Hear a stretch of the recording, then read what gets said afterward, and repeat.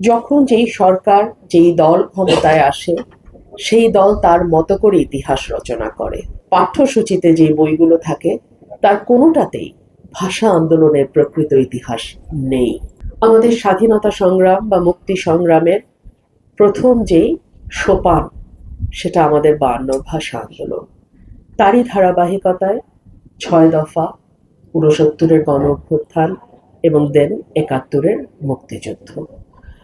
So আমাদের ইতিহাসটার শুরুটা যদি আমরা ধরি, স্বাধীন বাংলাদেশের প্রথম যেই সোপানটা, প্রথম যেই পদক্ষেপটা নেওয়া হয়েছিল, সেটা ছিল আমাদের 52 ভাষা আন্দোলন। এবং পৃথিবীতে বাংলাদেশ ছাড়া আর কোনো জাতিগোষ্ঠী কিন্তু ভাষার জন্য জীবন দেয়নি, ভাষার জন্য সংগ্রাম করেনি, ভাষার জন্য এত বড় আন্দোলনও তৈরি হয়নি। কিন্তু আমাদের দুর্ভাগ্য যে আমরা সকল কিছুকেই রাজনীতি করে ফেলি। যখন যেই সরকার, যেই দল ক্ষমতায় আসে, সেই দল তার মতো করে ইতিহাস রচনা করে।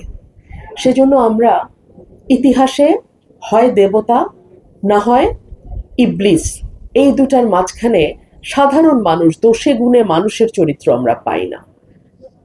আমাদের দুর্ভাগ্য, সরকার এসেছে, সরকার গেছে, ভাষা আন্দোলনের প্রকৃত ইতিহাস কিন্তু কোথাও লেখা হয় নাই। আমি অলি আহাদ সাহেবের মেয়ে হিসেবে আমি নিজে জানি যে কোনো বইতেই শিশুদের কিংবা এর পরবর্তীতে পাঠ্যসূচিতে যে বইগুলো থাকে তার কোনোটাতেই ভাষা আন্দোলনের প্রকৃত ইতিহাস নেই। এটা জাতি হিসেবে দুঃখজনক, লজ্জাজনক।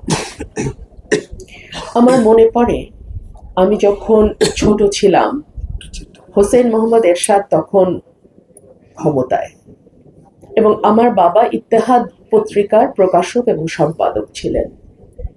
এই পত্রিকায় সরকারের সমালোচনার জন্য তিনি বছরে 9 মাসই কারাগারে থাকতেন।